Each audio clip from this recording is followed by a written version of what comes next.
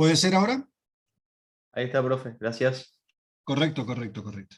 Bueno, comparto mi pantallita. Vamos a...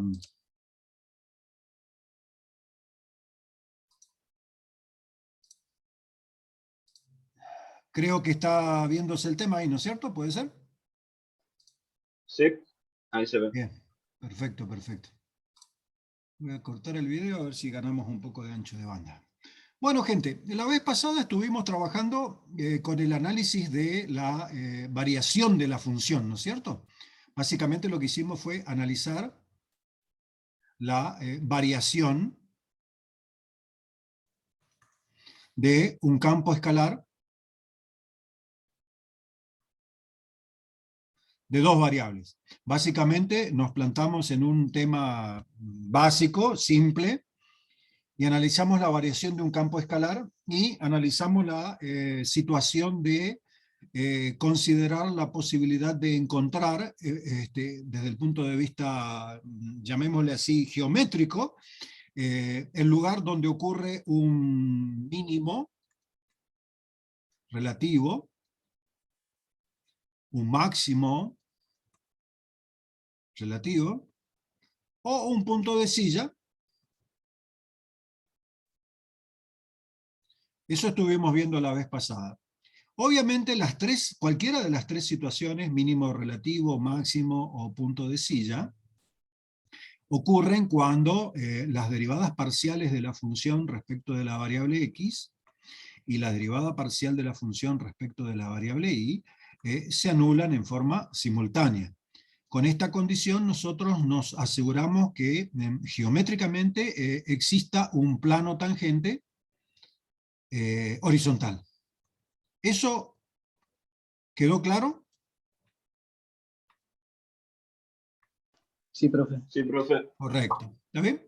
Bueno, básicamente, desde el punto de vista, llamémosle así, gráfico, estamos tratando con funciones que, en principio, si ocurre lo que estamos diciendo, por ejemplo, ante una situación específica en una determinada zona de su dominio, donde ocurre la existencia de un plano tangente que es horizontal, esto sería para nosotros el plano tangente, y si el plano tangente cumple la condición de ser paralelo al plano XY, entonces en ese lugar,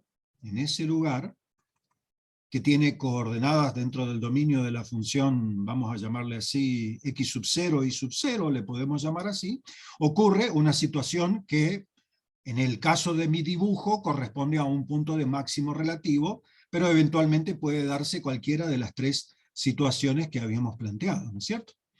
En otras palabras, aquí ocurre que la derivada parcial de f respecto de x en ese lugar es igual a 0, y ocurre que la derivada parcial de f respecto de y en ese lugar se anulan, ¿no es cierto? Y en el caso del gráfico,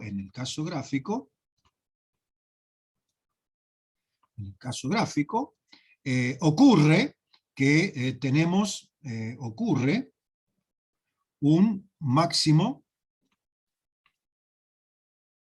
relativo. Ocurre un máximo relativo en f de x sub 0 y sub 0, ¿no es cierto? Se entiende que f en x sub 0 y sub 0 está representado formalmente en mi gráfico por la longitud de este segmento que estoy dibujando, obviamente, ¿no es cierto? Y el par x0 y 0 corresponde a lo que formalmente nosotros llamamos punto crítico, que en el caso del gráfico corresponde a lo que llamamos un máximo relativo.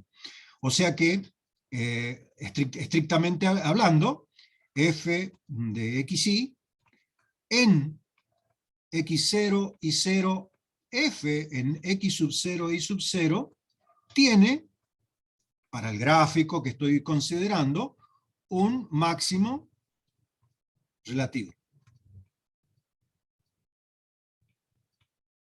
Creo que se entendió eso, ¿no es cierto? Ahora bien, nosotros habíamos hecho una serie de consideraciones o conjeturas al respecto de esta situación, en el sentido de considerar que la función es continua, obviamente, como condición más importante, o sea, continuidad de la función,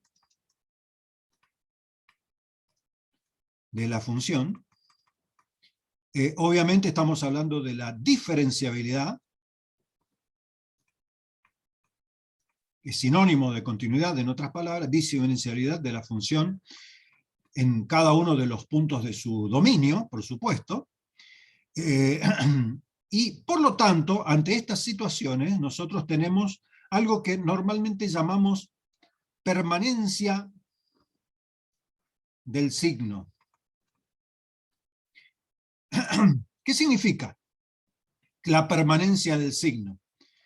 Significa que, o lo interpretamos como, que, por ejemplo, en X sub 0 e Y sub 0 y en los alrededores de X sub 0, por lo tanto escribo X sub 0 más H, Y sub 0 más K, ¿sí? En los alrededores de X sub 0, se cumple que se mantiene el signo. Obviamente, depende de la naturaleza de la función, H y K son valores, pueden ser relativamente pequeños, no tenemos que pensar de que la permanencia del signo se cumple siempre, sino que lo que estoy diciendo yo acá es que en los alrededores de X sub 0 y sub 0, donde manifiesto formalmente la ubicación de un punto cualquiera tomando en cuenta un incremento H y un incremento K, o sea que estoy en el entorno del punto X sub 0 y sub 0, lo que nosotros decimos es de que el signo se mantiene. ¿Está bien? El signo se mantiene. Es eso lo que estoy diciendo. ¿Profe? Sí. ¿Eso es lo que dijo de variación suave la otra clase? Claro, exactamente. Eso es lo que nosotros hablamos de variación suave. Cuando hablamos de variación suave, estamos hablando formalmente de que la función es diferenciable en cada uno de los puntos del dominio que estamos considerando. ¿Se entiende? O sea que no tenemos un salto abrupto o cosas por el estilo. ¿Qué estamos imponiendo ahí? Una condición de continuidad de la función o, que es exactamente el sinónimo, una condición de diferenciabilidad. ¿Está bien? Ahí está, me acordé. Perfecto. Ahora bien, podría llegar a ocurrir que la función tome valores nulos, y obviamente si la función toma valores nulos, o toma valor nulo en algún lugar en particular, es que significa que para algún sector la función será positiva y para un sector alrededor de ese punto donde sea nula será negativo. Entonces todos los análisis que uno hace quedan de alguna manera invalidados. Y el análisis que hicimos la vez pasada, que era el análisis del hessiano, no sé cómo se escribe, pero lo escribo de esa manera porque creo que lo entienden. El análisis del hessiano involucra de que las derivadas parciales respecto de X y respecto de Y segundas no son nulas, y obviamente también estamos hablando de que la función no sea nula, porque si no, cualquier análisis que hagamos, en términos del signo, quedan la situación complicada, por así decirlo, y el análisis del hessiano deja de tener valor.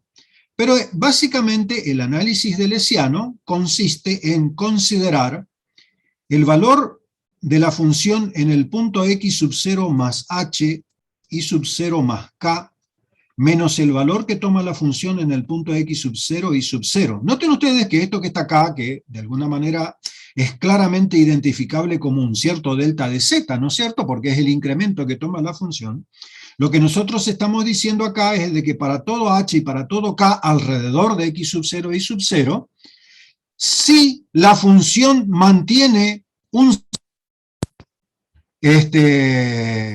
mantiene su signo, la cuestión es simplemente que si delta de z es siempre positivo, ocurre de que este número es más grande que este número. Si delta de z es siempre negativo, ocurre que este número es más chico que este número, ¿se entiende? Y si tengo un signo cambiante, o sea que a veces ocurre que es positivo y a veces que ocurre que es negativo, entonces significa de que tengo yo una situación de punto de silla. O sea, si digo que delta de z es positivo, digo entonces de que en x sub 0 y sub 0, la cosa está más chica que en los alrededores. ¿Se entiende? Por lo tanto, bajo esta condición, yo estoy hablando de una situación de un mínimo relativo. Si la situación mantiene un signo para todo h y k alrededor de x sub 0 y sub 0 del delta de z, ¿no es cierto? Es siempre menor que 0, significa que este segundo sumando es más grande en valor absoluto que el primer sumando, y por lo tanto estoy en una condición de máximo, ¿no es cierto? Relativo. Y si este signo es cambiante, entonces estoy en presencia de un punto de silla. Y la vez pasada, lo que nosotros de alguna manera prescribimos está en términos de considerar la serie de Taylor, y a partir de del truncamiento de la serie de Taylor,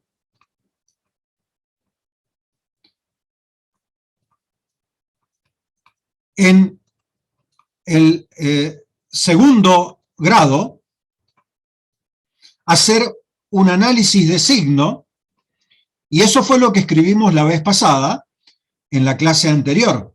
Entonces, de alguna manera, lo que hicimos fue radicar ese análisis de signo a partir de una formulación con algunos, llamémosle así, algunas asociaciones de términos particulares, llamémosle así, arreglos algebraicos particulares, que nos condujeron a que el signo del delta de z sea función de el signo, o sea, el signo de delta de z resultó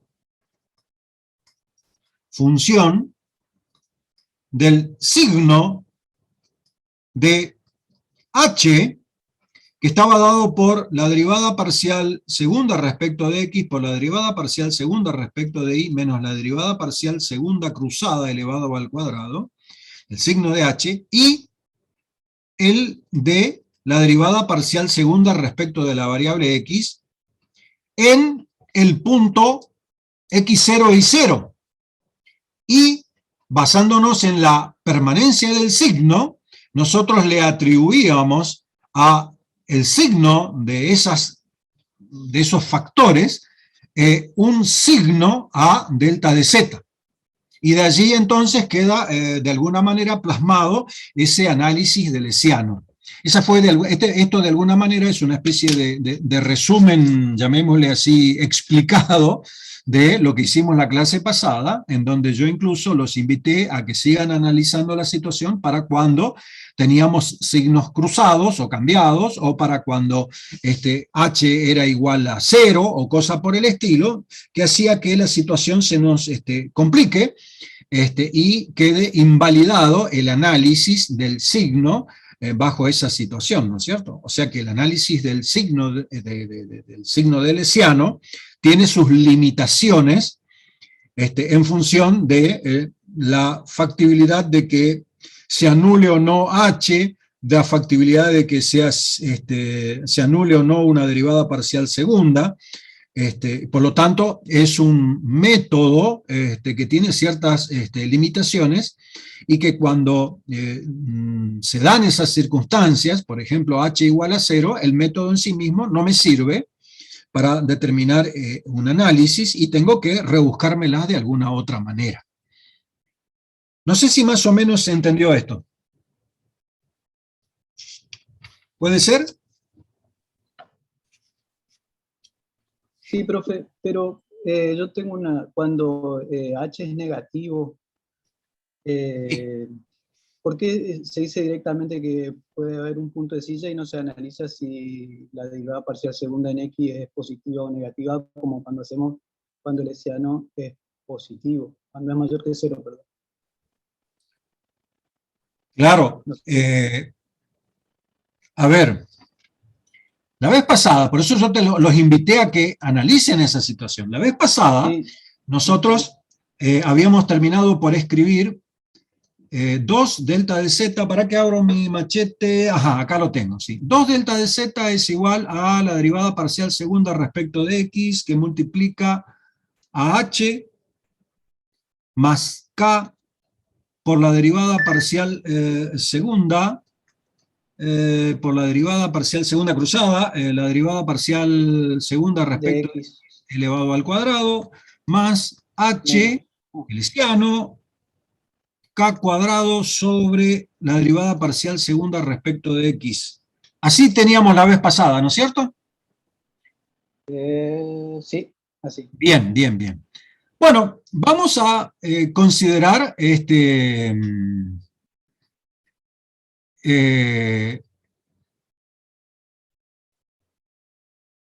vos me dijiste recién qué pasa cuando h es... Es negativo, es menor que 0. Decimos que hay un punto de silla ahí. Ah, h menor que 0, correcto, correcto, esa fue tu pregunta.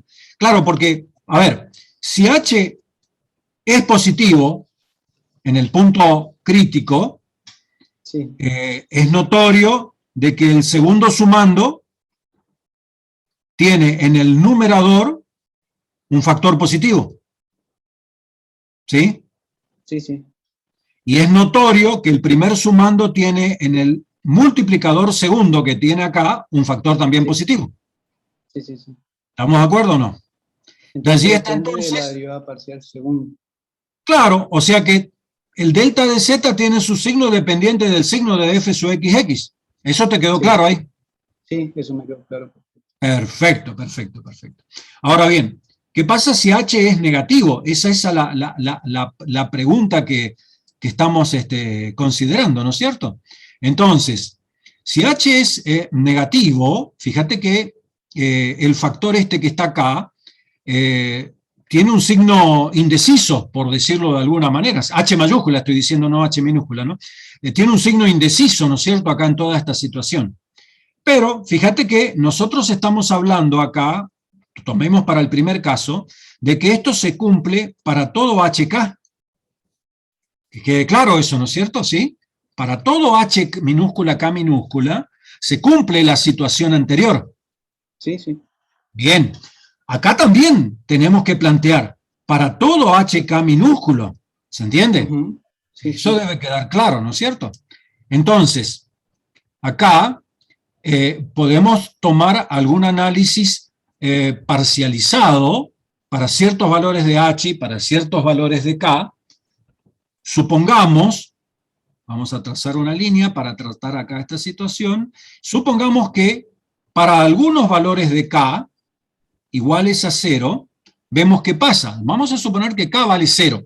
¿Qué significa? Que yo estoy tomando puntos alrededor del x0 y 0, pero que se alejan del x0 y 0 hacia la derecha o hacia la izquierda, porque K es nulo, ¿no es cierto? K es el incremento correspondiente a la variable y. Hasta ahí te quedó claro, ¿no es cierto? ¿Sí?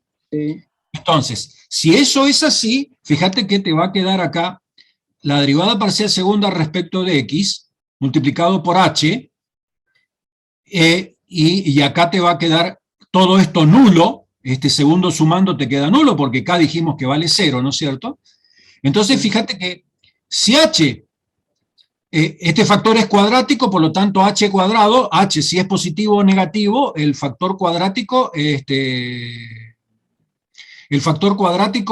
como es, depende Lo vuelve de... positivo. Es siempre positivo, ¿no es cierto? Te queda siempre Siempre positivo. positivo. Hasta ahí quedó claro, ¿no es cierto? ¿Sí? Ujú. Bien. Entonces, estamos trabajando sobre una recta, llamémosle así, horizontal. ¿Se entiende? Ujú. El signo de delta de z, entonces, ¿de quién depende? La derivada parcial segunda. Exactamente, el signo de delta de z, De porque X. como 2 es una constante, depende de la derivada parcial segunda respecto de x. ¿Está bien? Pero Sí. toma ahora una situación en donde consideres de que tomes valores de H y de K, tomes valores de H y de K. O sea, esta es una primera situación. Tomamos ahora valores de H y K que hacen 0. Esto. Como H y K son libres, yo puedo tomar valores de H y K que anulan eso. ¿Estamos de acuerdo o no? ¿Sí? Sí. Entonces, ¿qué va a pasar allí? Como H es negativo, y como este primer sumando quedó anulado, porque dijimos que tomamos esto igual a 0, porque yo puedo tomar valores de H y K cualesquiera. ¿Está bien? Sí, sí. Entonces, ¿qué me está quedando acá? Que el signo de delta de Z va a ser igual a, fíjate, K es un factor positivo, K cuadrado es un factor positivo. Tal cual. ¿Se entiende? H es un factor negativo. Por lo Vamos a que- decir eso. Entonces yo puedo escribir así. ¿Estamos? Sí, Puedo escribir de esa manera. sí, sí. ¿Se entiende o no? Sí, Perfecto, quedó claro. Te lo puse en módulo para tomar el valor absoluto y ponerle el signo para recordar de que es negativo este nada más, por una comodidad de pensamiento. ¿Se entiende? Y fíjate que, suponte que en la situación anterior, el delta de z, el signo del delta de z depende de la derivada parcial segunda en el entorno del AB. Vamos a suponer que la derivada parcial segunda sea siempre positiva. Suponte que pase eso. ¿Qué pasa con el signo de delta de z? ¿Es positivo? sí. ¿Estamos de acuerdo? Cuando cae vale 0, sí. Cuando K vale 0, ¿no es cierto? Ahora, yo tomé valores de H y K especiales para que se anulen el primer sumando y el signo me quedó de esta manera. ¿Qué valores le doy acá? No sé, pero fíjate que K está elevado al cuadrado y este factor es positivo. Sí, Este factor que está acá es positivo, porque está tomado en valor absoluto. Este factor que está acá es positivo porque dijimos que la derivada parcial segunda alrededor del x0 y 0 siempre es positiva. ¿Y qué pasa acá? sí, queda negativo. ¿Se entiende o no? Entonces, se demuestra de esta manera de que para ciertos valores de H y K que anulan esta situación, el signo de delta de Z, acordate de nuevo, para todo H y K debe ocurrir que el signo de delta de Z permanece invariante. ¿Sí? Me retrotraigo a la situación anterior. H siempre positivo. Si H es siempre positivo, fíjate que acá este factor multiplicador era siempre positivo, este factor que está acá es siempre positivo y por lo tanto el signo queda dependiente de cuánto vale el signo de la derivada parcial segunda. ¿Se entiende o no? Ahora bien, fíjate que yo estoy planteando acá que la derivada parcial segunda respecto de x eventualmente puede ser siempre positiva. Sí. ¿Sí? Y fíjate que para ciertos valores de H y K, el signo es positivo. Y para ciertos valores de H y K, el signo es negativo. Por esto. ¿Se entiende o no? Sí. De allí está entonces de que si H es negativo, tengo un punto de silla. Es un análisis bastante sutil, ¿no es cierto? Sí. ¿Se entiende esto o no? ¿Puede ser? Sí, profe, lo voy a moler un poco más. Porque Hay que morderlo un poquitito, pero vos tenés que pensar... Ahora me dieron elementos para analizar con H y K porque yo no sabía hacia dónde ir. Mirabas el hessiano nomás, las derivadas parciales de x dos veces y de y dos veces de un lado, menos la derivada parcial cruzada elevada al cuadrado. Claro. Me centré en ese h y no salía de ese análisis. Claro. Pero fíjate que nosotros estamos planteando situaciones que dependen de H y K minúscula. Y fíjate, nosotros, o sea, tenés que ver que el signo de delta de Z está relacionado con un montón de factores. ¿Se entiende? Entonces hay que tomar en cuenta todos esos detalles. Fíjate que para la situación en donde el hessiano positivo, para todo HK se demuestra que el signo es siempre positivo si es que la derivada parcial segunda es positiva. ¿Se entiende? Ahora, si la derivada parcial segunda es siempre negativa, el signo de delta de z es cambiado. ¿Se entiende? O sea que este análisis se hace independiente del valor de h y de k. ¿Quedó claro? Sí. Bueno, analizalo ahora para los distintos valores de h y k. Eso es obvio. Porque estamos analizando qué es lo que pasa en el entorno del punto. De hecho, fíjate que, de alguna manera, lo que nosotros estamos haciendo es, mirá de nuevo el dibujito que es dibujito feíto, pero dibujito al fin. Si vos descubrís que en este lugar, en el x0 y 0, el plano tangente es horizontal, entonces vos decís, bueno, perfecto, está bien. Yo, ¿cómo sé que se trata de un punto de máximo o mínimo relativo? Y bueno, tendré que analizar el signo de delta de z. ¿Y cómo lo considero a delta de z? Y bueno, lo elijo de esta manera. Calculo el valor de la función para todo h y k alrededor del x0 y 0 y le resto contra el valor de la función en el x0 y 0, ¿no es cierto? ¿Se entiende o no? Y fíjate que este signo tiene que ser siempre positivo, pero para todo h y k. ¿Se entiende? Sí. Eso es importante darse cuenta, ¿no es cierto? ¿Sí? Por ejemplo, si vos tomás, vamos a tomar un ejemplo sin entrar en esta variante rara de Lesiano, la llamo rara por decirlo de alguna manera porque es trabajosa, pero vamos a considerar, por ejemplo, un campo escalar f de xy igual a, qué sé yo, un segundo, por ejemplo, 16 menos x al cuadrado menos y al cuadrado, que es perfectamente evidente que se trata de un punto de máximo relativo, en particular máximo absoluto, porque desde el punto de vista gráfico ya estamos acostumbrados nosotros de trabajar y de considerar el paraboloide, por decirlo de alguna manera, que tiene su coronita o cresta, o vértice, como lo quieran describir ustedes, en el par ordenado 0, 0, ¿no es cierto? ¿Estamos de acuerdo, no es cierto? Y vale 16 acá. ¿Estamos de acuerdo o no? ¿Sí? ¿Se entiende eso o no? Sí. Perfecto. Bueno, fíjate que nosotros planteamos que f en x sub 0 más h y sub 0 más k menos f en x sub 0 y sub 0, para este ejemplo en particular, es igual.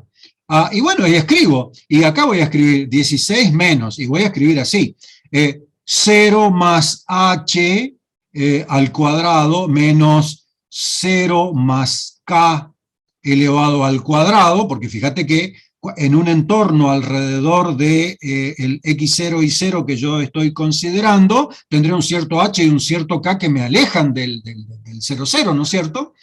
Y a esto le voy a restar, vamos a escribir un paréntesis acá para que quede claro de que tenemos una primera parte y una segunda parte, y acá voy a escribir 16 menos 0 al cuadrado menos 0 al cuadrado, ¿no es cierto? Porque el lugar del punto crítico que yo encontré, o sea, anulando las derivadas, era el 0, 0, eso ya se da por descontado, ¿no es cierto? Y fíjate que esto que está acá es igual, bueno, se van a dar cuenta que se va a poder cancelar el 16 y me va a quedar acá menos h al cuadrado menos k al cuadrado, o sea que esto que está acá no es otra cosa que menos h al cuadrado más k al cuadrado. Ahí quedó así, ¿no es cierto? Entonces, fíjate que para todo hk que se me ocurra, no me importa que sea positivo o negativo el hk, o sea, no me importa si me voy para un costado para atrás, un costado para adelante, un costado para el otro costado, un costado para el otro costado, ¿no es cierto? No me importa. Fíjate que este factor que está acá es siempre positivo. ¿Se entiende? Y fíjate que al ser siempre positivo, esto siempre es negativo. O sea, este delta de z,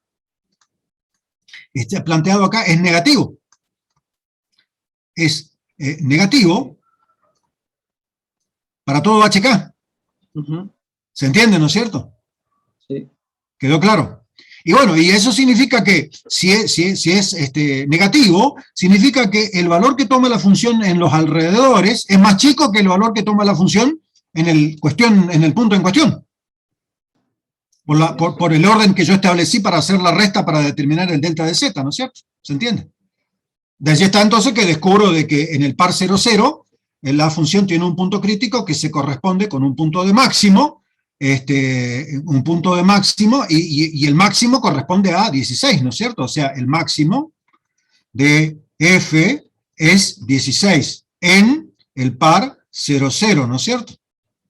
¿Se entendió? Y de hecho, acá se desprende por el análisis, llamémosle así, gráfico de esto, que se trata no de un máximo relativo, sino que se trata de un máximo absoluto, por la naturaleza de la función, porque la función siempre, para ciertos valores de x y para ciertos valores de y en adelante, siempre se hace negativa, porque este factor sumando que está acá siempre es más grande que 16 a partir de ciertos valores de x y de y, ¿no es cierto?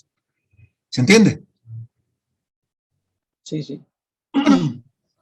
Este análisis que te acabo de hacerlo así, un poco gráfico y un poco, llamémosle así, a nivel casi intuitivo, es el análisis de Lesiano.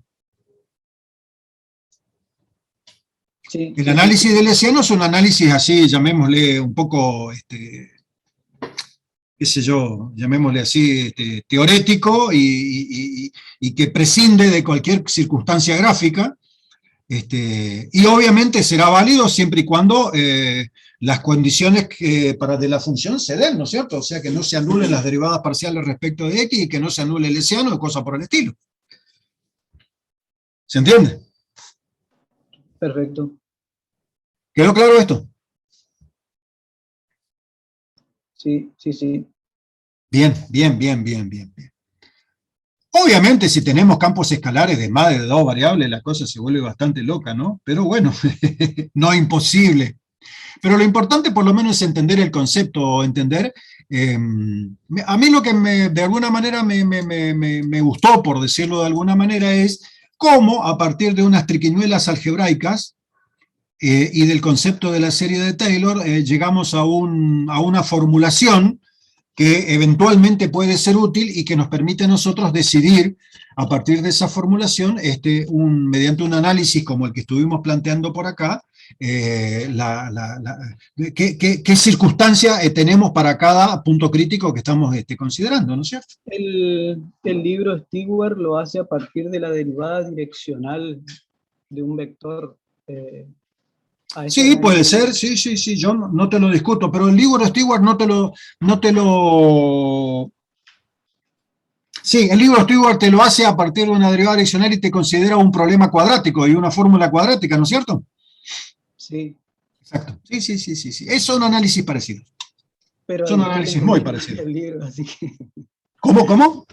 A usted le entendí más que al libro, así que me quedo con el... No, pero a ver, muchachos, el tema, a ver, yo no digo que uno sea buen explicador o mal explicador, pero a mí me parece que lo más importante de todo esto es, o sea, ¿dónde está el valor más importante de todo esto? Dentro de un año, cuando ustedes le mencionen la palabra hessiano, van a pensar si se trata de un gusto de helado que vende Grido o algo por el estilo, ¿no es cierto? ¿Se entiende? Una película futurista. Exactamente, una película o algo por el estilo. Pero lo importante, claro, pero lo importante no está en acordarse todas estas cuestiones, pero lo importante es sí entender el razonamiento, porque el valor que subyace atrás de todo esto es el razonamiento. Una vez que vos entendiste este razonamiento y percibiste esto, se te abren puertas para otros razonamientos u otros entendimientos de otras materias, de otras cosas, inclusive de la misma matemática, ¿no es cierto? Y por ese motivo es interesante leerlo y analizarlo y mirarlo, leer cómo lo explica Larson, leer cómo lo explica otro libro, para tratar de entender el concepto, no estudiar de memoria, por decirlo de alguna manera, al procedimiento demostrativo. Porque, insisto, vos te podés estudiar de memoria el procedimiento demostrativo y no lo entendiste, pero te lo estudiaste de memoria, lo recitaste el día de tu evaluación, te pusieron un 10, y al año siguiente, cuando te digan hessiano, vas a pensar si se trata de una película de futurista o algo por el estilo, ¿no es cierto? O sea, por eso es que yo insisto en que ustedes traten de entender y de pensar. Incluso entendiendo y pensando, vamos a suponer que te enfrentás a una evaluación y venga el loco Flores y te pregunte justo esto. Y bueno, mirá, yo me acuerdo que lo estudié, pero no me acuerdo, hacía los pasajes de término para llegar a esto. ¿Se entiende? No me acuerdo de esto. Y bueno, flaco, yo no te voy a decir a vos, andá a estudiar otra cosa. No, a ver, tenés tu texto, tenés tu libro, tenés tu apunte, tenés tu machete, a ver, sácalo. A ver, léelo, fíjate. A ver, explícame cómo va esto. Y ahí al toque vos te vas a acordar, o porque una vez que arrancaste, y si alguna vez lo entendiste, a la segunda lo vas a entender, ¿no es cierto? ¿Se entiende lo que quiero decir? Te vas a saber dar a entender. A eso es lo que yo voy. No sé si perciben la idea que trato de transmitirles. Digamos que lo mío es un concepto más jodido que el concepto de copiar, pegar y de recitar de memoria una demostración. Evidentemente es más feo porque te obliga a tratar de entender, ¿no es cierto? Lo cual a veces es difícil. Y uno siempre es reacio a eso. Pero bueno, cosas son cosas. ¿Alguna otra pregunta?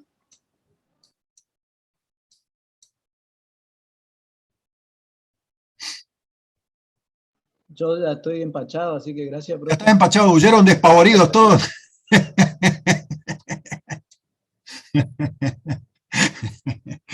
Ánimo, muchachos. Pero es interesante, hay que aprender a estudiar, hay que meterle. Bueno, otra cosa que ustedes estuvieron viendo ya, que sé que Luciano les empezó a dar, es la parte de extremos condicionados. Yo no me voy a meter en una demostración rigurosa de la parte de extremos condicionados para empezar esto. Si quieren la podemos ver más adelante. Pero hay un problema, vamos a titular esto, vamos a poner acá extremos condicionados. Probablemente ya vieron algún ejemplo con Luciano, por lo tanto mejor todavía. Pero yo les voy a plantear el siguiente ejemplo. Vamos a suponer que esto que está acá es una pared y esto que está acá es un piso. ¿Sí? A mi pared la voy a llamar y a mi piso lo voy a llamar X. Y voy a acomodar acá una escalera. ¿Está bien? Un segmento de recta. ¿Estamos? Vamos a suponer que el segmento de recta que está acá está en 10 metros de altura y acá está en 6 metros respecto de el origen que tenemos acá, el vértice entre el piso y la pared vertical. ¿Hasta ahí se entendió? ¿Quedó claro lo que dije? Sí, profe. Bien. Acá ahora viene la pregunta. Siempre hay una porquería de pregunta para molestar al oyente. ¿Cuál es el punto de la escalera que está más cerca del origen? ¿Entendieron la pregunta? ¿Cuál es el punto de la escalera que está más cerca del origen? Obviamente la métrica que estamos considerando acá es la métrica euclídea, porque en nuestro contexto, en nuestro mundo matemático, se mide en términos de las medidas, las distancias, se miden formalmente en términos de la métrica euclídea, ¿no es cierto? Eso debe quedar claro. Entonces, espero algunas sugerencias de ustedes.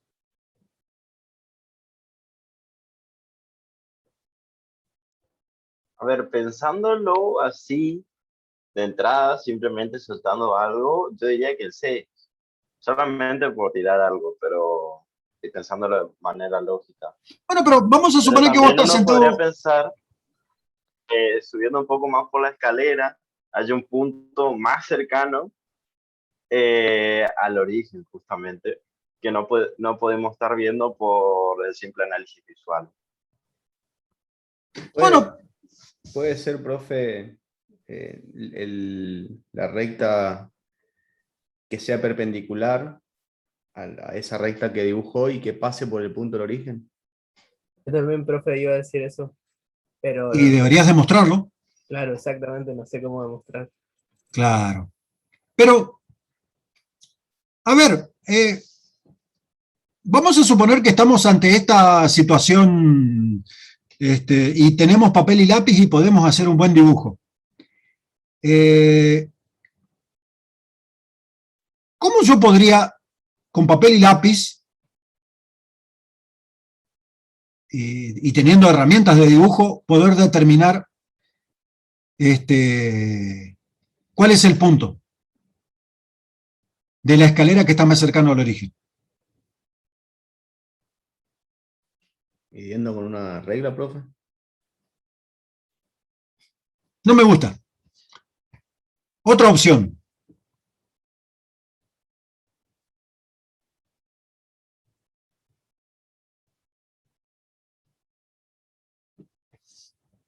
Otra opción. Pienso que se podrían hacer varios trazos y ver cuál es el más corto. No me gusta. Otra opción.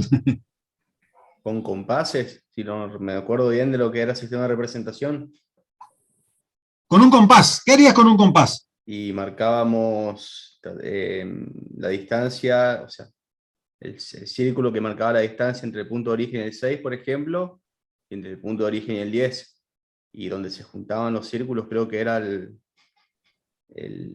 punto más corto, si no me equivoco. No, vos me estás verseando. Sí, sí, Mirá, sí, sí. yo agarro un compás. Voy a dibujar acá un compás. Apoyo la punta del compás acá.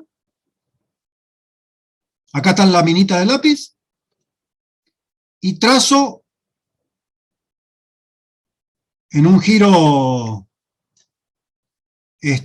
manual un redondito. Cada uno de estos puntos que están sobre esta circunferencia equidistan del origen una distancia dada por, obviamente, la apertura del compás, ¿no es cierto? Sí. La pregunta es, ¿alguno de estos puntos que pertenecen a la circunferencia también son puntos que pertenecen a la escalera o al segmento de recta? No, No, en este por caso no. supuesto. Para que ocurra lo que acabo de decir, ¿qué tengo que hacer? Apoyarlo en un punto que esté sobre la escalera. Abrir el compás lo suficiente y trazar una circunferencia de modo tal de que la circunferencia sea lo más tangente posible a mi escalera.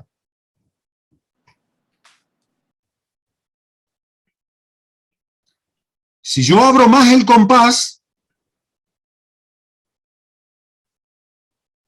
está feo mi dibujo, pero no importa, pasa esto. Si abro más el compás,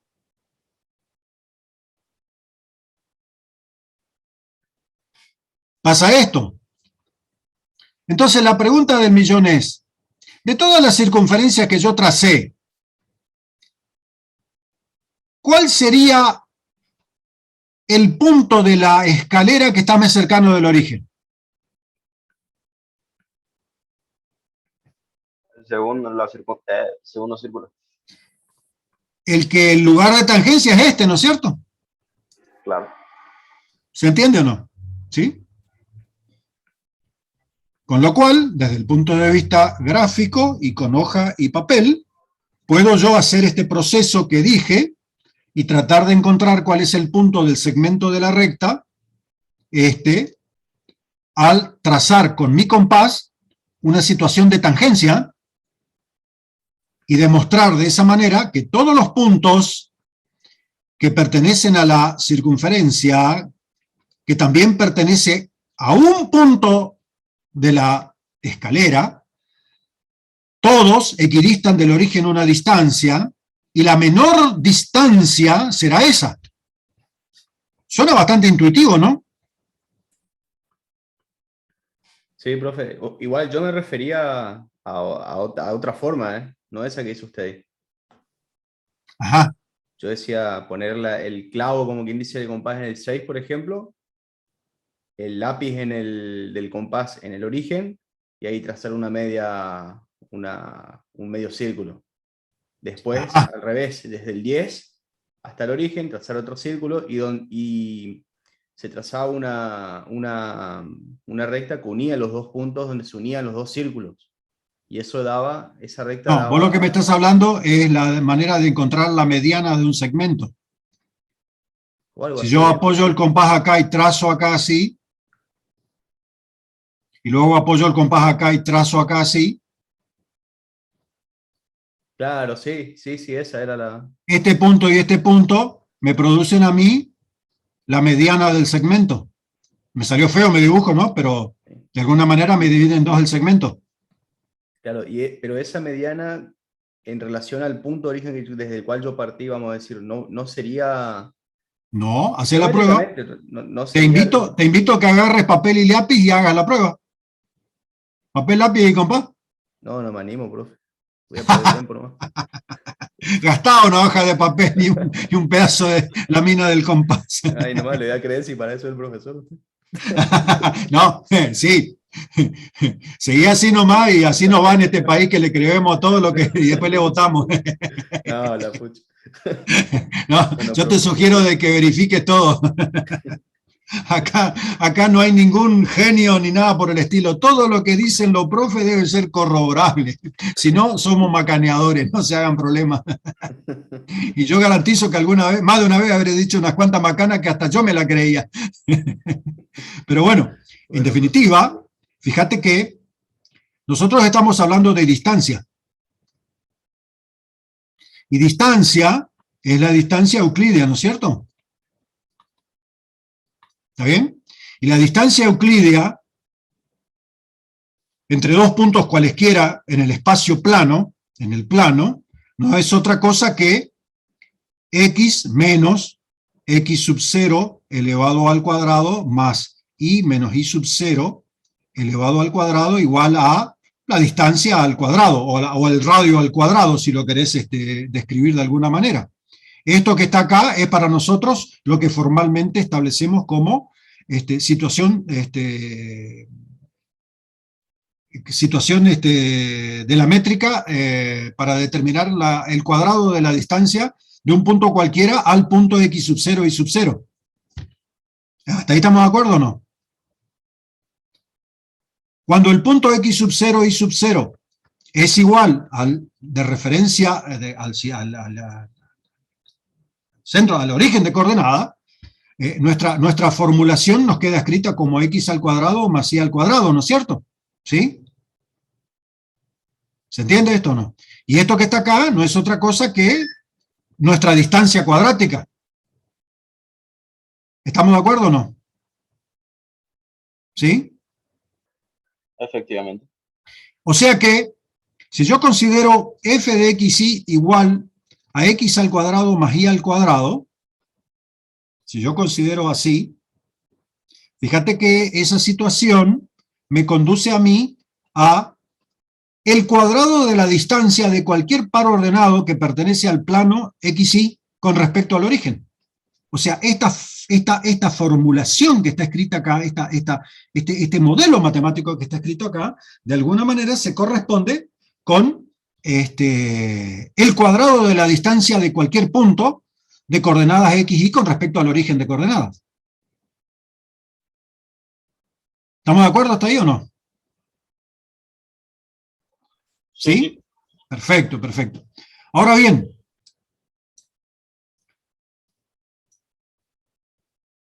si nosotros consideramos f de xy igual a x al cuadrado más y al cuadrado igual, le voy a escribir así, igual a constante c,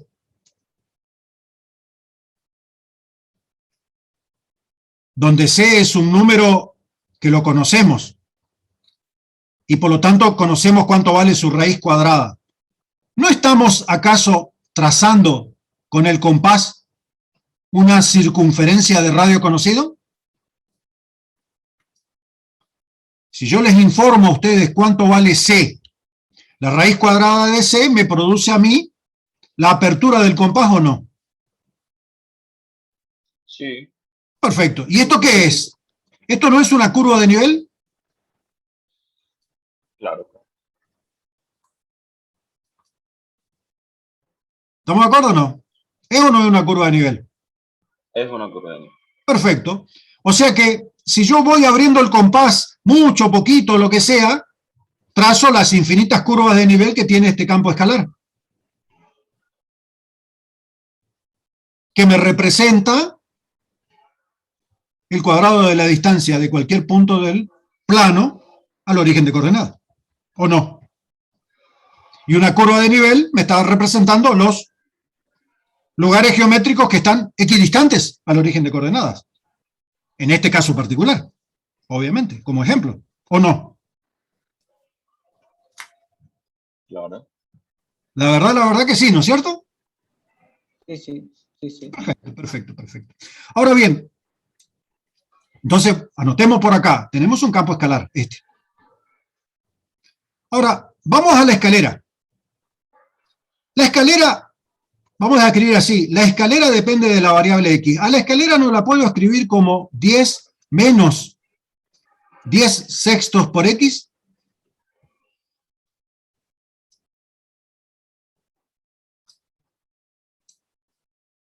Es una recta, sí, sí. ¿Se entiende o no? ¿Sí? A ver, de hecho, esto es y igual a esto, ¿no? Ujú, sí. Perfecto. Bueno, fíjate, voy a escribir así. Y más 10 sextos de x menos 10 igual a 0. ¿No es el caso particular de una función g de xy igual a 0? Sí, Por lo tanto, obviamente, la escalera acá se transformó en una recta que se prolonga indefinidamente y mi modelo formal indica que g de xy igual a 0 se trata de una curva de nivel de una función g de xy. O sea que mi función g de xy es igual a 10 sextos de x más y menos 10. Esta es mi función g de xy. ¿Estamos hasta ahí o no? sí. Bien. ¿Qué pasa si yo calculo el gradiente de f de xy? El gradiente de f de xy será la derivada parcial respecto de x como componente horizontal y la derivada parcial respecto de y como componente vertical de una entidad vectorial nueva asociada a ese campo escalar.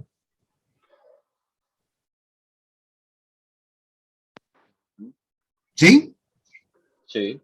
Perfecto. ¿Y qué propiedad tiene el gradiente? Que indica el punto de mayor crecimiento, donde la función creciente. Además, Es tangente a la curva de nivel. es perpendicular. Perdón, es perpendicular. Correcto, correcto. No hay problema. Se chispoteó. Sí, ¿Estamos de sí, acuerdo o no? sí, pues. Vamos a calcular ahora el gradiente de G. El gradiente de G, en este caso particular, va a ser 10 sextos como primer componente y cuya segunda componente 1. ¿No es cierto? Derivada parcial respecto de X, 10 sextos, derivada parcial respecto de Y, 1. ¿Estamos de acuerdo o no? Sí. Vamos a terminar por anotar acá el gradiente de F, que en este caso particular es 2X, 2Y, ¿no es cierto? Ujú. Bueno, Tal cual. tal cual, tal cual, tal cual. Vamos a dibujar de nuevo la situación.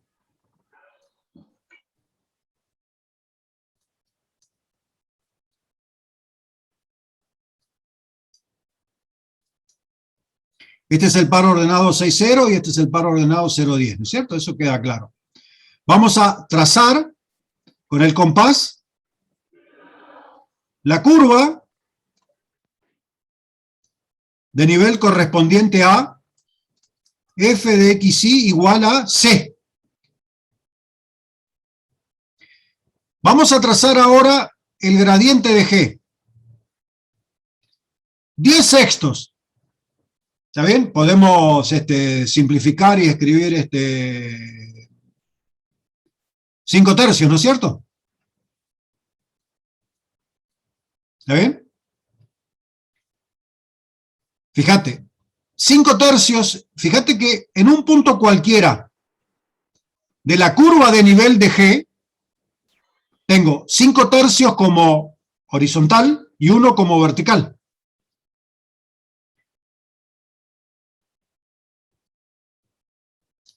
En cualquier punto de la recta, vamos a dibujar parecido a las flechitas, en cualquier punto de la recta,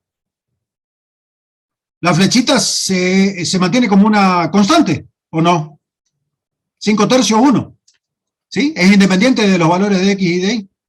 ¿Quedó claro o no? Sí. ¿Estamos de acuerdo? Ahora, fíjate que en cualquier punto de la curva de nivel de f, o sea, esto que está acá es el gradiente de g, y esto que está acá es el gradiente de f.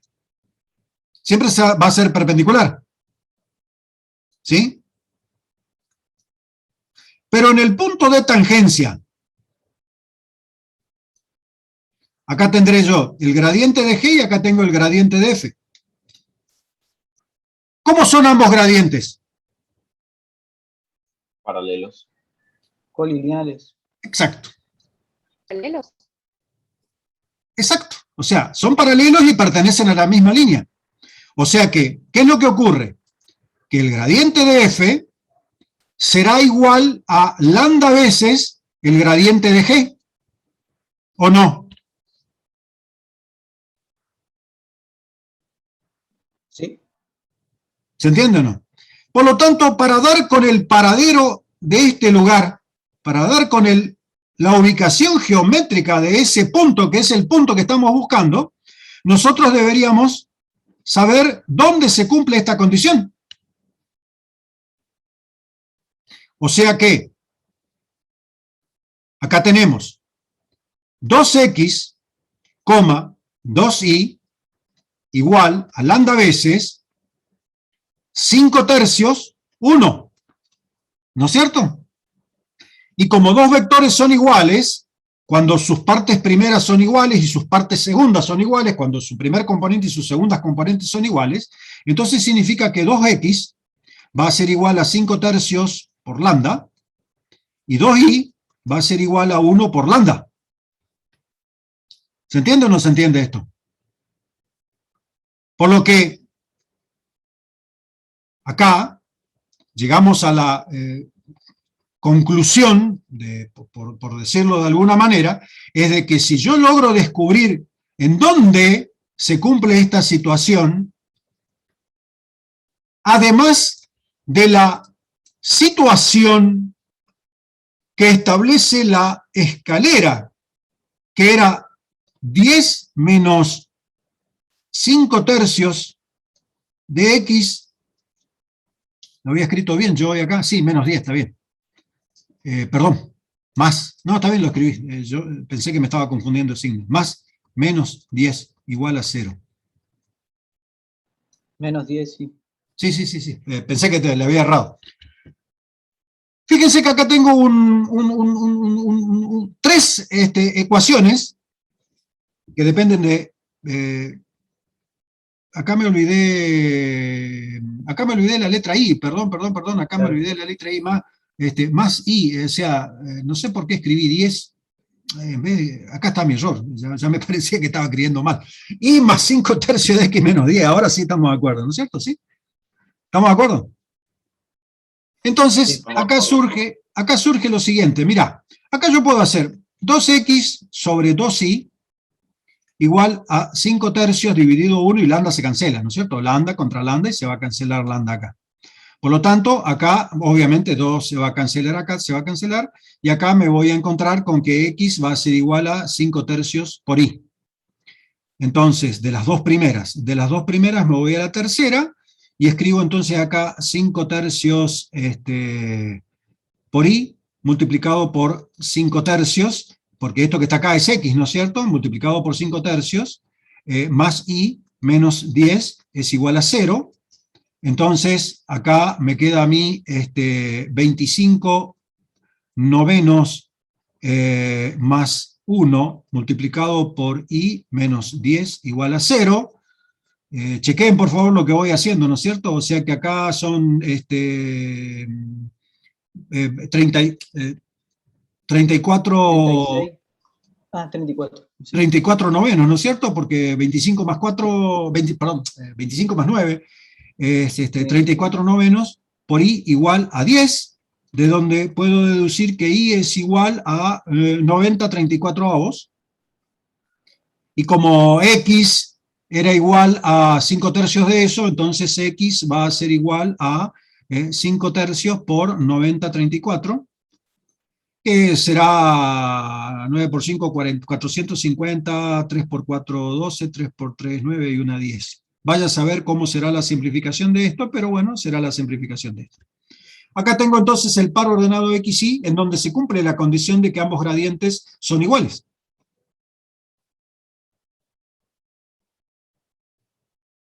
Entonces, ¿qué es lo que yo hice acá? Formalmente. ¿Qué es lo que yo hice acá? Fíjate, acá terminé por escribir. La primer componente es la derivada parcial de la función respecto de la variable x, más la derivada, perdón, igual a lambda veces la derivada parcial de la función g respecto de la variable x, la derivada parcial respecto de y de la función xy, ¿no es cierto? Xy, depende de xy de y, igual a lambda veces la derivada parcial de g respecto de y de xy, y la otra condición es que g de xy, en este caso, es igual a 0, ¿no es cierto?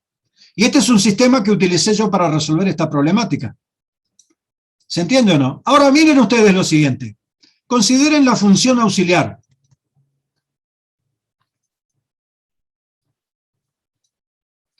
¿Qué sé yo? M de xy igual a f de xy más lambda de g de xy. ¿Ya ven? Acá me olvidé de lambda.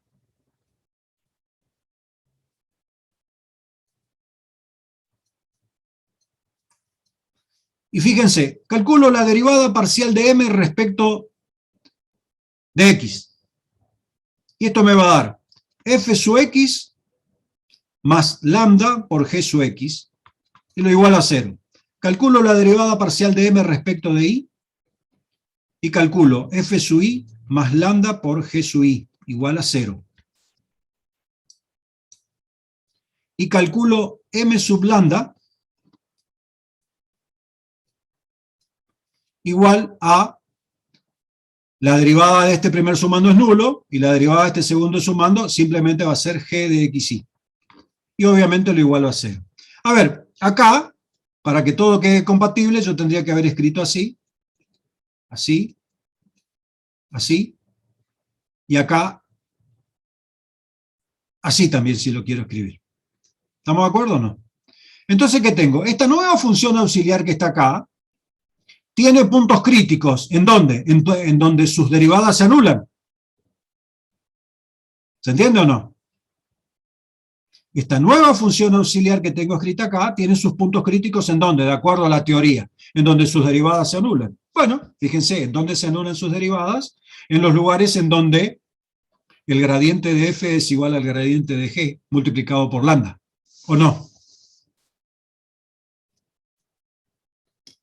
Claro, sí. Esto es lo que se llama método de Lagrange.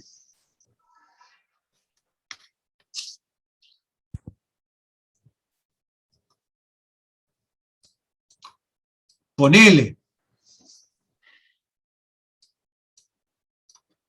Ya, ejemplo, profe, que para el método de Lagrange tenemos que usar esa función auxiliar.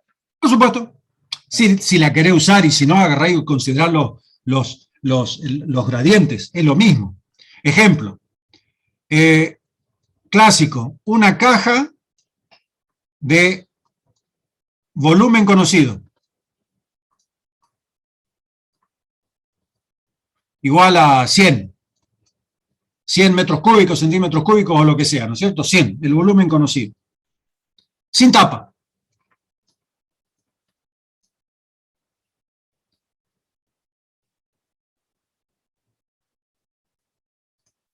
Debe utilizar la menor cantidad de material.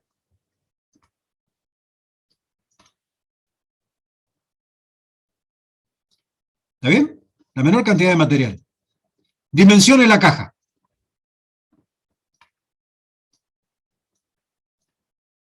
Esta sería la consigna. ¿Sí? Dígame cuánto mide la caja. Entonces, obviamente, yo digo, bueno, perfecto, la caja la voy a situar geométricamente en una situación conocida.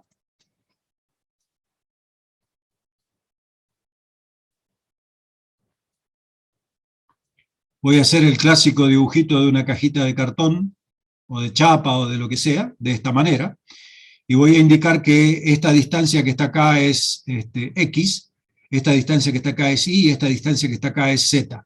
Por lo tanto, el volumen de la caja es igual a X por Y por Z. Iguale 1000. ¿Estamos de acuerdo o no? 1000 o... No, dije 100, perdón. 100. 100. Ahora, la superficie de la caja, ¿cuánto vale? Y es fácil, mirá. X por Y es la base, no tiene tapa. Más X por Z por 2. Más Y por Z por 2. ¿O no? ¿Esa es la superficie o no? ¿Sí? ¿Esa es la superficie de material usado? Sí. X por Z me da este rectángulo. Está multiplicado por 2 porque tengo este otro rectángulo.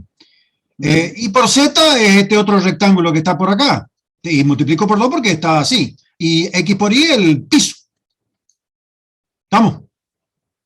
Entonces esta es la superficie. Con tapa iría por 2. Lógica, yo por eso dije sin tapa nada más para darle así para ahorrar una material. condición así particular. Entonces, acá yo tengo una función de 3 variables, tengo acá un campo escalar,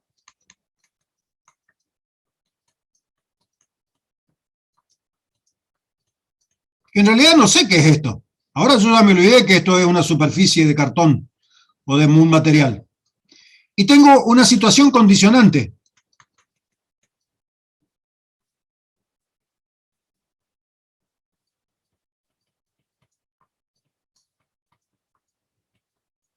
¿Sí? Tengo una situación condicionante. ¿Estamos de acuerdo? ¿Se entiende esto o no? ¿Sí? O sea que lo que yo estoy planteando acá es, si lo quiero mirar de esta manera, acá yo tendría X por Y por Z menos 100 igual a 0. Sería mi situación para llevarla al caso anterior de lo que había planteado de la escalera y el punto de la escalera que está más cercano al origen de coordenadas. Si lo quiero escribir de esa manera, lo escribo de esta manera, ¿no es cierto? Entonces, ¿qué tengo acá? El gradiente del campo escalar F, será igual a lambda veces el gradiente de esto que está acá, que lo llamaría G. ¿Sí? Y la otra condición sería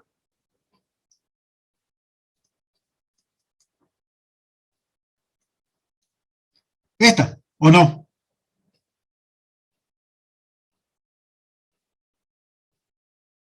¿Se entiende o no?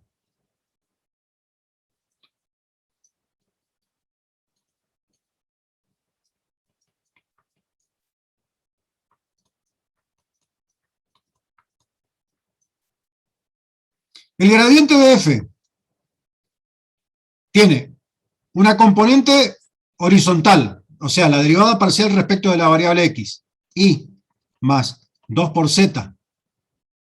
El tercer sumando es nulo, ¿no es cierto? La derivada parcial respecto de y, x. Segundo sumando nulo.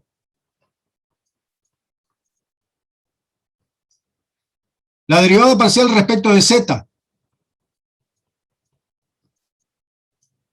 ¿Sí? El gradiente de g.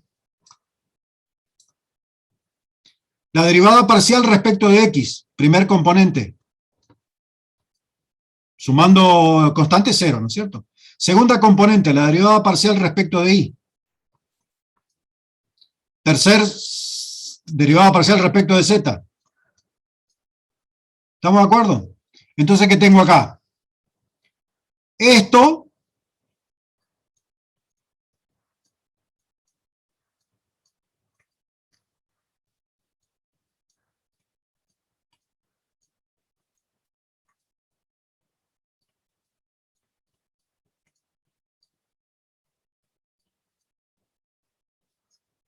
me define a mí un sistema de ecuaciones que depende del lambda de x y de y atajate Margarita para resolverlo, y la otra situación que x por y por z es igual a 100. Si yo de acá puedo encontrar cuánto vale x, y z y lambda que hacen de que se cumpla esta igualdad, habré encontrado los puntos críticos que se corresponden a esa función auxiliar y que también coinciden con los puntos críticos de la función f condicionada por la función g.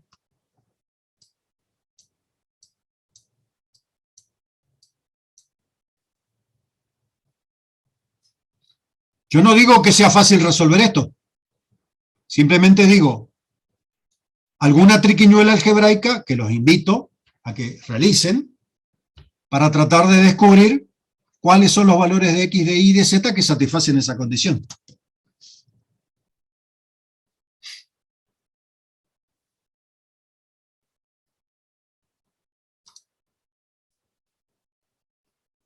¿Qué les pareció? Interesante. Bien. Bien. Ah, ¿ese es el final, profe? ¿Ahí nos deja? Ahí te dejo. Él continuará. Profe, el No te gradiente puedo creer. sirve para todo, para construir un dique. El gradiente. Es una porquería el gradiente ese. Para la cartera de la dama y el bolsillo del caballero. Uf, y en física. Bueno, muchachos, los invito a que resuelvan este problemita acá, que se encierren a resolver este problemita y que lo planteen. ¿Se entiende?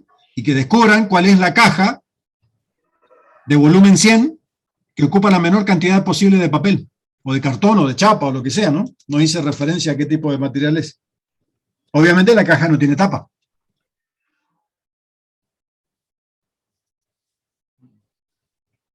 ¿Está? Sí, Profe, le quisiera consultar algo, ya Diga, fuera del tema, diga, diga. respecto al coloquio teórico. Sí. Le quería consultar por qué fechas más o menos suele ser cada año, además. Y mira, lo vamos a hacer para fin de año, a todo esto. Tipo noviembre, diciembre, por ahí. Exactamente, sí, por ahí. Mm. Y las explicaciones que nos suelen pedir, ¿cómo suelen ser? Tipo, ¿nos piden demostración o Lo que alguna nosotros, animación lo a que lo nosotros en Gauss? general hacemos es lo siguiente: los citamos a todos a una conferencia Zoom, los ponemos en sala de espera y los vamos haciendo pasar de a uno, y cada uno de ustedes tendrá una pizarrita, una pizarra electrónica si la tienen, tendrá ¿cómo se llama? Una hoja de papel pegada en la pared, una cartulina, un pizarrón, qué sé yo, cualquier cosa, enfocará su cámara y charlamos sobre lo que escriban en la pizarra, referidas a preguntas. ¿Preguntas de qué estilo, por ejemplo? Por ejemplo, explícame qué significa o cómo funciona el método de Lagrange para encontrar los extremos condicionados. Ajá. Entonces, vos podés explicar de muchas maneras. Podés, si querés, hacer una demostración fabulosa, o simplemente te podés referir a una explicación así relativamente práctica, pero de alguna manera tenés que manifestar que estás conociendo el tema. ¿Se entiende? Entiendo. ¿Y del coloquio no Sin hay decir recuperatorio o sí? nomás. Sí, pues ahí también, sí. Acuérdense que el coloquio de lo que ustedes llaman coloquio, eso es para la aprobación final de la materia. Ustedes, aprobando los parciales, etcétera, etcétera, quedan en una condición de regular. Y para llegar a la aprobación de la materia, quedan supeditados a esto que llamamos charla, coloquio, no sé, la palabra que quieran ponerle, para que le subamos la aprobación de la materia. ¿Se entiende? Perfecto. ¿Se entiende? Sí. ¿Se entiende? Y esto, el tema del recuperatorio del colegio también sigue la ley de solo un recuperatorio para la promoción. No, a ver, vamos a suponer de que vos le venís dando duro, venís estudiando y te citamos a una conferencia para que expliques algunas preguntas que te preguntemos. Y digamos, te golpeamos en el tobillo y te tiramos al piso. Entonces lo que vamos a hacer, te vamos a invitar a que estudies y que te presentes en otra fecha que la vamos a definir. ¿Se entiende? Ahora bien, todo esto tiene que pasar, estas distintas fechas que van a venir ocurriendo, que van a ocurrir, tienen que pasar hasta antes que termine el ciclo lectivo del año corriente. Y el ciclo lectivo de este año corriente termina en la última mesa de marzo. La última fecha de marzo termina el ciclo lectivo. Entonces, hasta ahí nosotros podemos cargar información en el sistema académico. Pasado eso, y ya no podemos cargar más. Perfecto. Vamos a suponer de que te golpeamos tantas veces en el tobillo que te quedaste sin caminar. Y bueno, te presentarás en un examen final cualquiera. Sí. No, mi preocupación era más que nada porque si era fin de año se iba a juntar con tantas cosas y tantos parciales. Y bueno, lamentablemente no tenemos otra salida, ¿viste? Nosotros tratamos de hacer lo más flexible posible, lo más flexible posible, fijamos varias fechas, tratamos de que no sea durante una mesa de examen o durante la semana de mesas de exámenes. De alguna manera nos arreglamos para más o menos tratar de que se le conforme a todo el mundo en términos de horarios y tiempos, ¿no es cierto? ¿Se entiende? Sí, es perfecto, un lujo, profe. Se agradece. Yo te digo lo siguiente, algo que nosotros hacemos y que está fuera del contexto. Vamos a suponer que llegó marzo y nunca te aprobamos, te mandamos a estudiar. Y pasa, y resulta ser de que vos, no sé, llorás, nos pedís por favor, gritás, pataleás, y te definimos una fecha distinta, en donde podemos los profes hacerte un diálogo, ¿sí? Y resulta ser de que en esa fecha vos adquirís la condición de aprobado en la materia. Entonces, en la siguiente mesa de examen que viene, te inscribís normalmente y te ponemos la nota. ¿Se entiende? Interesante. Tratamos de hacer lo menos posible eso, porque si no se arma un despelote. Sí. ¿Se entiende? Comprensible. Tratan de que aprendamos, profe. Y por eso yo les insisto a ustedes de que ustedes traten de entender la materia, de entender el razonamiento, de entender los conceptos y todas esas cosas, para que sea una cuestión útil y no un mero copiar, pegar o aprender de memoria, porque si no es muy aburrido, ¿no es cierto? Lamentablemente es aburrido si uno lo toma bajo esas condiciones. Así que, en general, todos los profes de esta materia, o sea, la profe Milena, la profe Vivi, Luciano, Gustavo Bernaola, todos estamos abiertos y somos propensos a tratar de darle la mayor cantidad de oportunidades posibles a los alumnos, ¿no es cierto? Obviamente no le perdonamos nada, pero le tratamos de dar la mayor cantidad de oportunidades posibles. Tampoco nos ponemos en el planteo de ser extremadamente rigurosos, que si te salió mal el signo del símbolo igual y te lo dibujaste cruzado, no te vamos a andar echando por eso, ¿no es cierto? ¿Se entiende? Pues sí. El Obvio. año pasado eso le pasó a un muchacho. Se Bueno. le fue un signo, pero simplemente por notación, y le anularon el punto. ¡Pah! Eso sí fue full.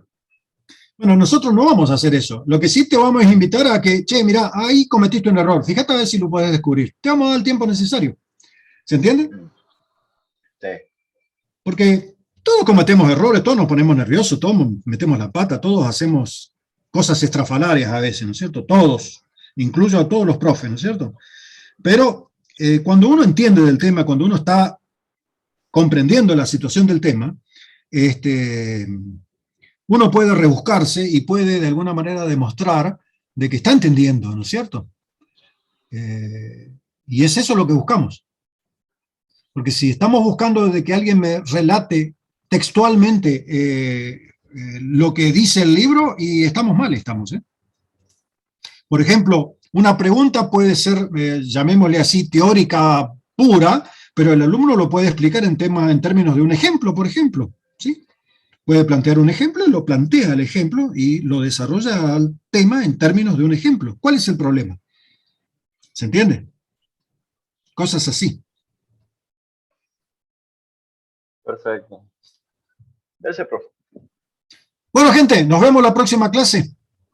Bueno, profe, gracias. Listo, hecho. Nos Hasta vemos. luego. Gracias, profe, hasta luego. Acá quien ensayo una de dos.